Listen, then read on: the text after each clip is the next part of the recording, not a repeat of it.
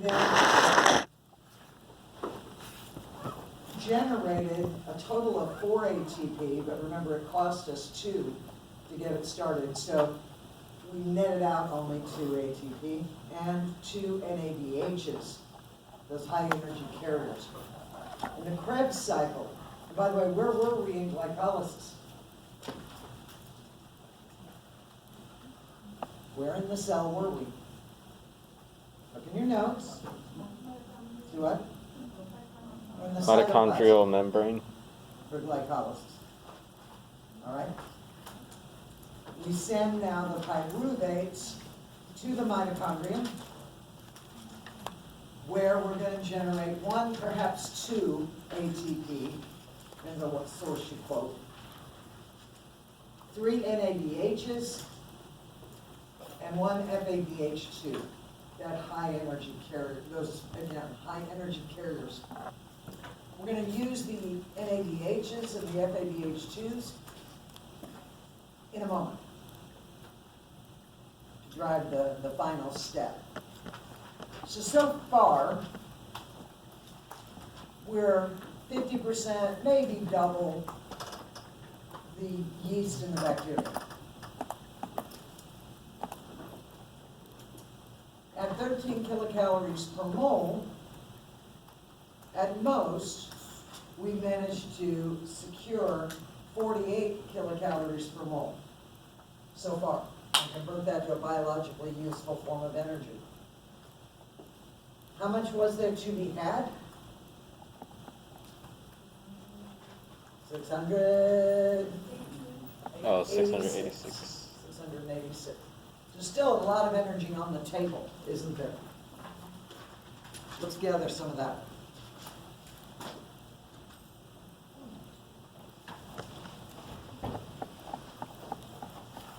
Final phase here in a mitochondrion is the electron transport chain.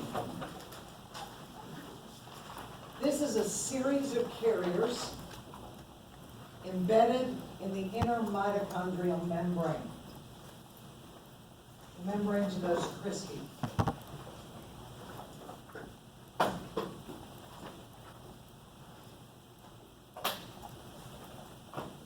One carrier after another, each a bit more electronegative than the one that came before it.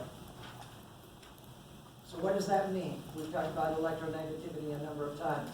What does that mean? Translated into English for me. Yeah. Can you repeat the question?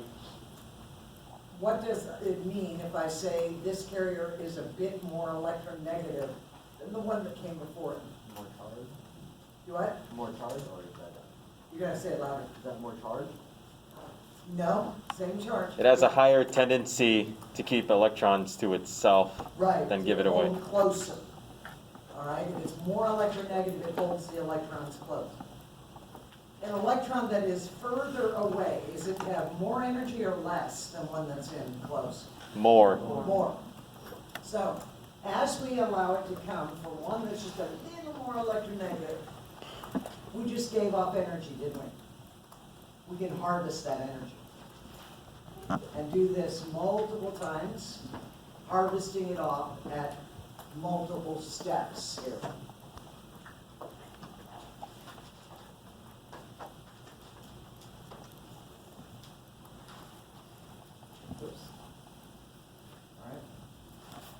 Remember I said, all the parts of the mitochondrion are going to have that role to play.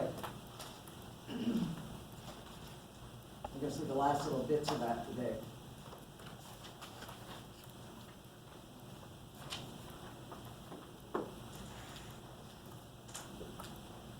I don't care that you know all these different carriers. Just understand they exist, and that each one is a bit lower in energy. And we're going to be using the FADH2s and the NADHs that we generated before to drive this electron transport chain. That's why we made them. The ATPs are done. They're in the finished box. But our NADHs, our FADH2s, now they're gonna drive the electron transport chain. And it's used to generate what we call proton motive force.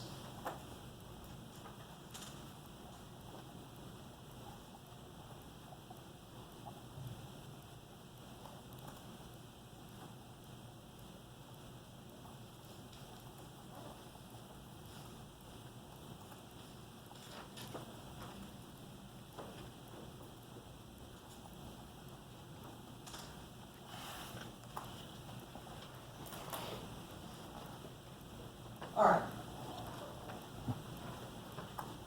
Think about hydrogen for a second. How many electrons does hydrogen have? 2. Or height. 1. How many protons does hydrogen 1. have? 1. 1. Sorry. How many neutrons does hydrogen have? 0. 1 minus 1 is 0, right? It's the most common form of hydrogen. All right, that means if I take an electron away and make it a hydrogen ion, that's just a proton, isn't it? So that's one of the ways we represent a proton. All right? Now we are going to actively pump protons out of this mitochondrial matrix into the intermembrane space. Actively. It's going to cost us energy to do it. That's where the FADH2s and the NADHs come into play. We are actively pumping this out so that we are now pumping from where we are less concentrated to where we are more. You can do that, right? It just costs energy to do it. Is this similar to a sodium potassium pump, like Yeah. you see at Stonewall? Yep. It's along the same line. Same kind of concept. Yeah, So could this be an example of an active transport? that's why it says are actively pumped. Okay. Yes, it is an active transport. It took energy to do it.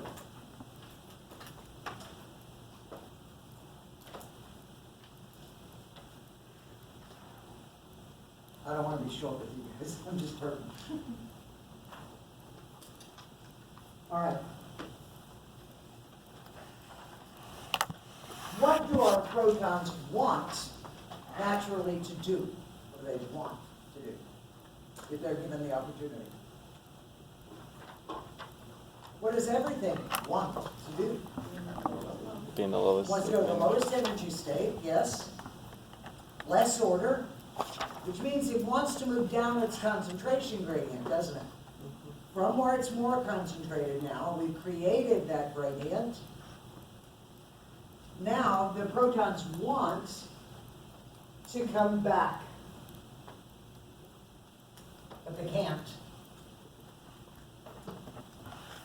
They can't pass through the membrane, just straight through the membrane. We're going to let them come back, but only the way we say. Only one way. This is a nice diagram, it's in your book. And it's basically just showing, we're using those NADHs, those FADH2s, we are pumping hydrogen across the membrane, using those proteins embedded in the membrane to do it. We create a concentration gradient. We're going to let those protons come back down, but only one way, through ATP synthase.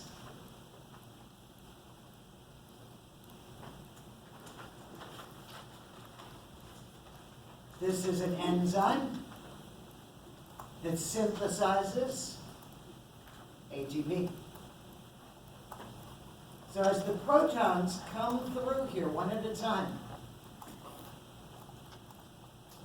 Now, these are often drawn looking something like a vase. we tend to think of them as one protein, but they're really not. It is a group of proteins working together. And you see there's two parts to it, a smaller part here transiting the membrane, and then a larger part that's on the inner, in the mitochondrial matrix. As those protons are allowed through, they literally cause this thing to crank. And when it cranks, it hooks an ADP and a phosphate together to an ATP. And we just converted the energy in that NADH2 and the NADH and the FADH2s to a biologically useful form of energy, ATP. I always like this in the fall because this comes always about the same time as the state fair. You go to the state fair and you go through those little metal turnstiles, right? And they crank as you go through. Well, what they're doing as you go through there is they're counting. That's how they know how many people come. All right?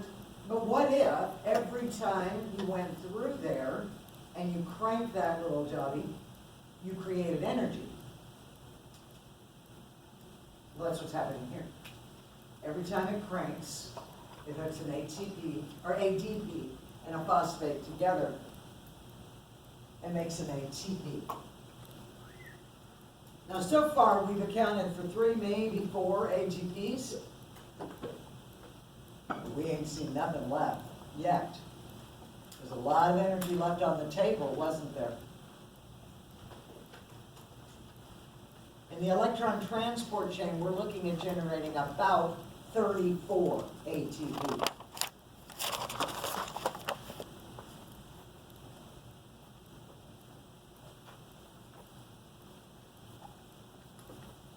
Now we shine, don't we? So how much have we generated all told? Between glycolysis, Krebs cycle, and the electron transport chain? 13. 38. 37, 38, depends on what conditions, to some degree, will affect that a little bit. But 37, 38, approximately. All right, somebody pull out a calculator. Each one of those ATPs took 13 kilocalories a mole to make, right? So 13 times 38, what is it? 494. What is it? 494. 494. Out of a potential 686, right? Did we capture all the energy? No. But we sure captured a lot of it, didn't we? All right? This is where those things that have a mitochondrion have an advantage. Right? Same glucose molecules. All right? This is a real nice diagram out of your book. It's good for giving you an overview.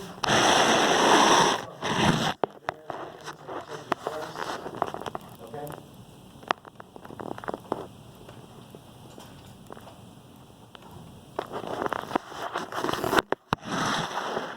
Everything that has a chloroplast is going to do it this way. Not a chloroplast, a mitochondria is going to do it this way.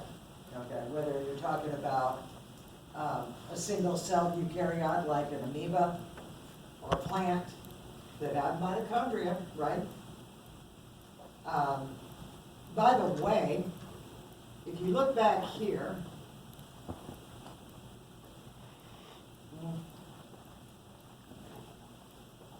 down here, the last carrier, oxygen, the most electronegative of all those biologically important molecules. This is why you need oxygen to breathe. This is why you generate CO2. You did that early on, right? But this is why you need oxygen.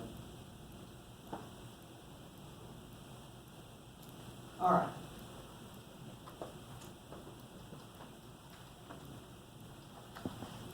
So, again, I've boiled this down as much as I can. I told y'all on Thursday I wanted you to go home and draw this out for yourselves. Did you do it? Well, it's your grade, not mine. Between here and Thursday, do it. Do it. Because your second exam is coming up. Now, originally I had planned for us to have our exam next week, but that would put y'all having your, at least half the class, having your exam on the same day as your practical, and that's not okay. And so I don't want to do that. So I think what we're going to do is postpone the exam 2 until the Tuesday after that. So not this coming Tuesday, but the Tuesday after that. So 2 weeks from today will be exam 2. We'll see if I can get to the cutoff point today. We'll see how I hold up. All right. Do what? No, did y'all get my email? I was excused from jury duty on what, Thursday or Friday. I didn't even get to show up before they turned me down. Okay. Very often they find out what you do and they're like, oh no, you don't want that. So we go on as scheduled. Assuming I'm not in traction or something on Thursday. All right, so everything that's got a mitochondrion does it that way. But there's another process that generates energy in some cells, and that's photosynthesis. Photosynthesis. I'm going to start looking at the process of photosynthesis. Like cellular respiration, this is not a one and done. It is multiple steps here. You got to follow the bouncing electron as you go through this. Remember the overall reaction for photosynthesis. 6 CO2s, 12 H2Os in the presence of light and chlorophyll. Notice I did not say light and chloroplast because there are photosynthetic bacteria. And photosynthetic bacteria don't have chloroplasts, do they? Is that not an organelle?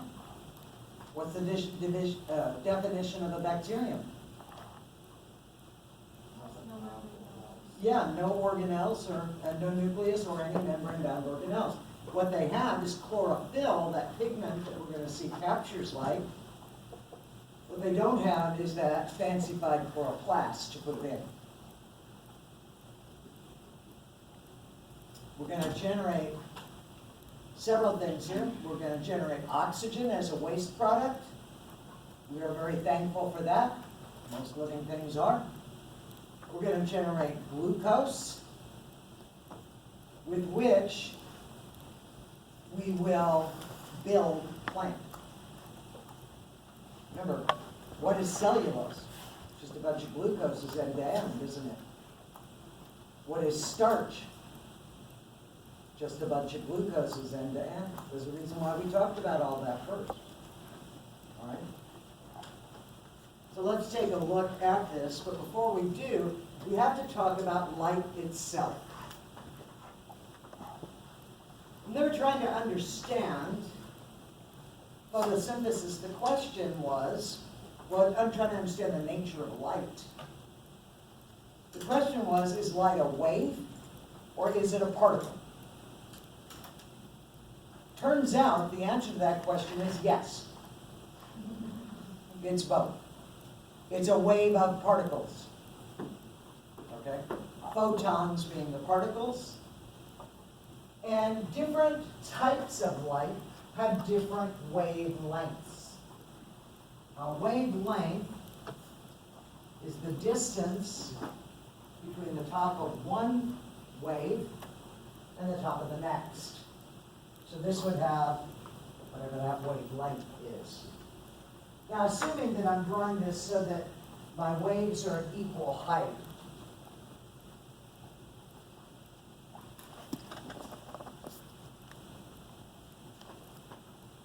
if you're standing on the shore and you've got the option of being hit by these or hit by those, which ones are more likely to knock you down? Right? Because they're hitting you faster. That's a shorter wavelength. The shorter the wavelength of light, the more powerful.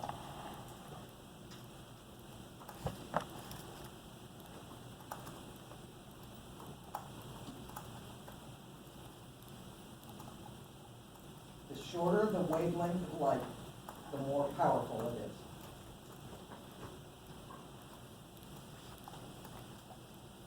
So let's take a look at the different wavelengths that we know of.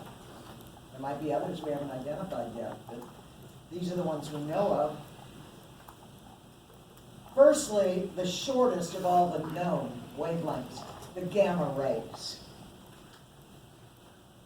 Gamma rays are so powerful, they're penetrating your body right now. As a matter of fact, they can penetrate through 40 feet of solid rock, like it was butter. They're that powerful. Naturally, gamma rays are created in supernovae when supermassive stars explode. All right?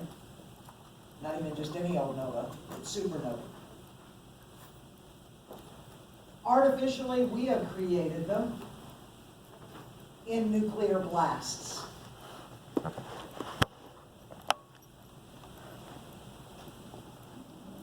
Nowadays, we found a medical use for gamma rays. And in particular, I'm talking about situations where someone has a deep brain tumor. So deep within the skull, it can't be operated on. All right? One of the problems with the brain is it's encased in the skull, isn't it? You get a tumor, there's only so much room, isn't there? And it's going to push on something. It's going to cause disability, it's going to cause damage, it's going to cause pain. All right? Quality of life just goes down dramatically. But it's too deep, we can't surgically remove it without doing massive damage to the brain itself. Okay? Well, enter the gamma ray. If I can focus the gamma ray precisely, I can burn that tumor right in the skull and never make an incision.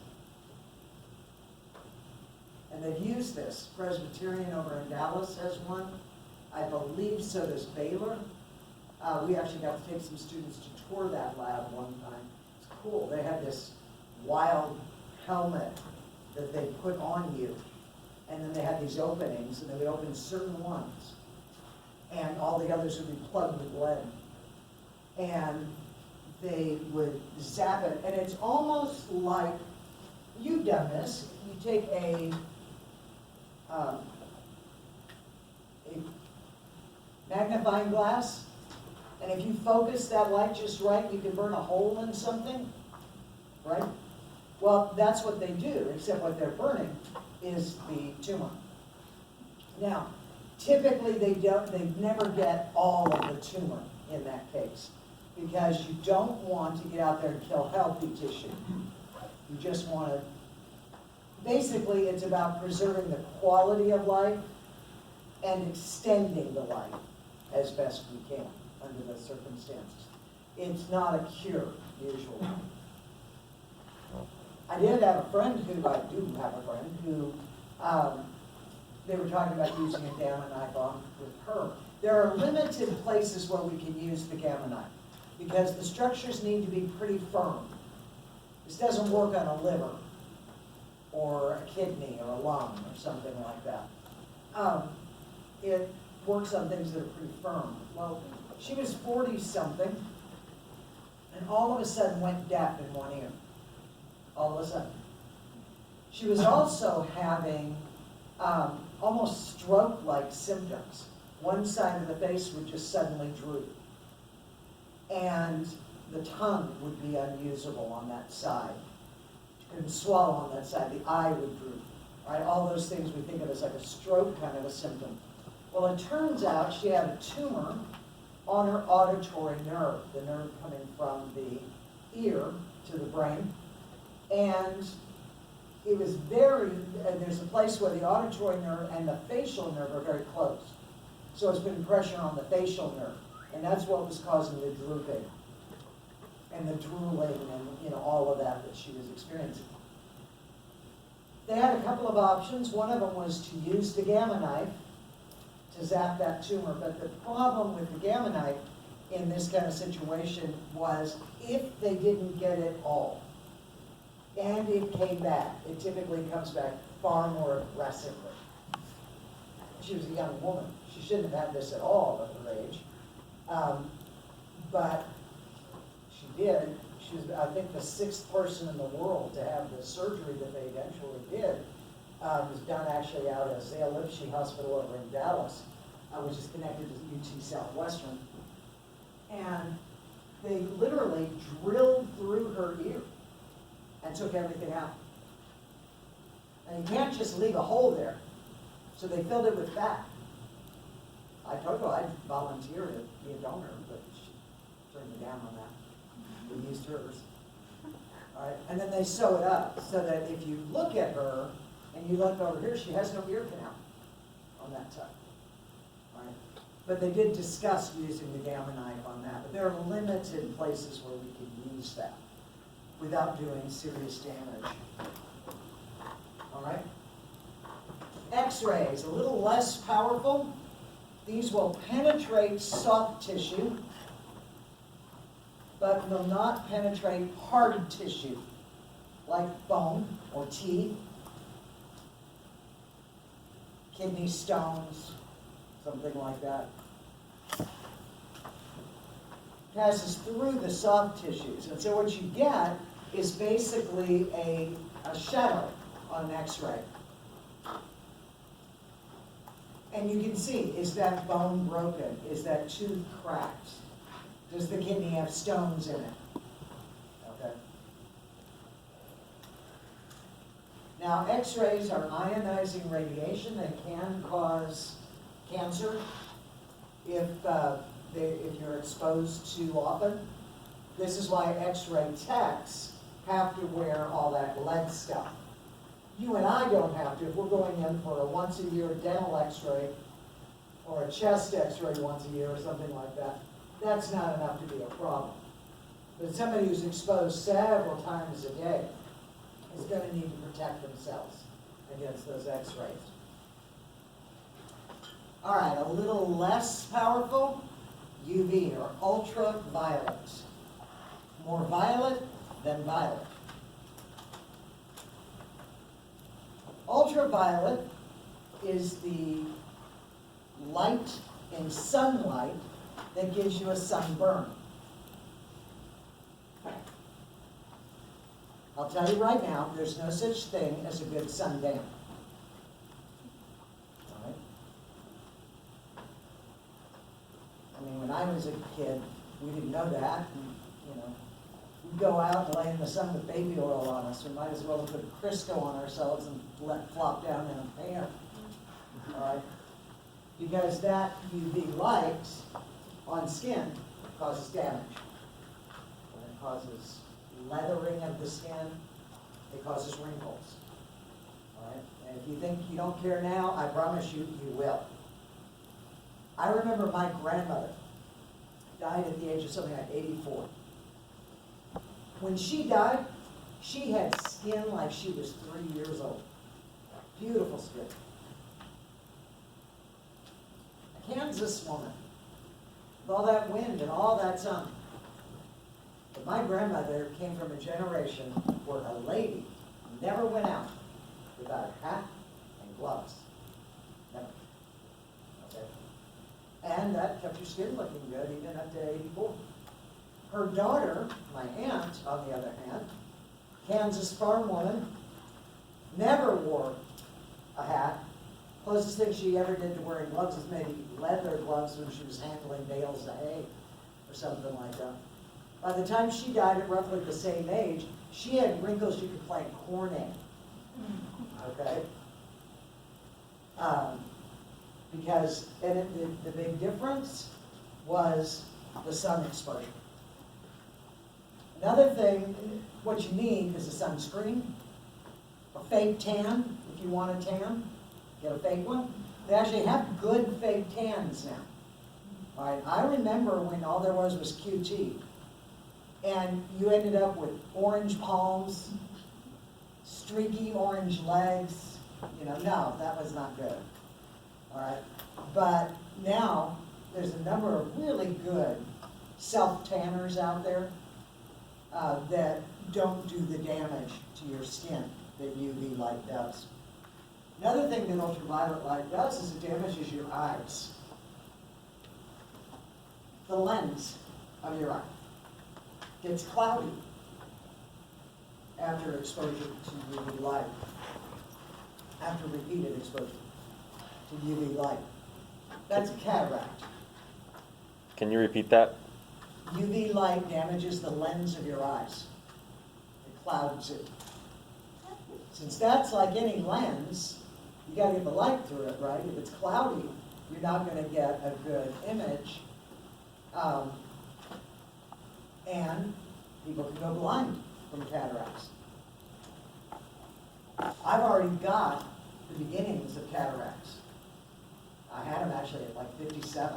I already had the beginnings of cataracts. I'm rooting for it because, like, come on, you know, surgery, come on. Because, here's the thing.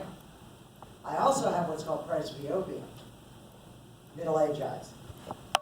I never needed glasses before, never, until the last 10 years or so, all right? What happens as you get older, the lens gets tough, it's stiffer, and it's harder to focus. I always say it's not that my eyes have gotten bad, it's my arms have gotten short. I need to hold them further up now, because this is not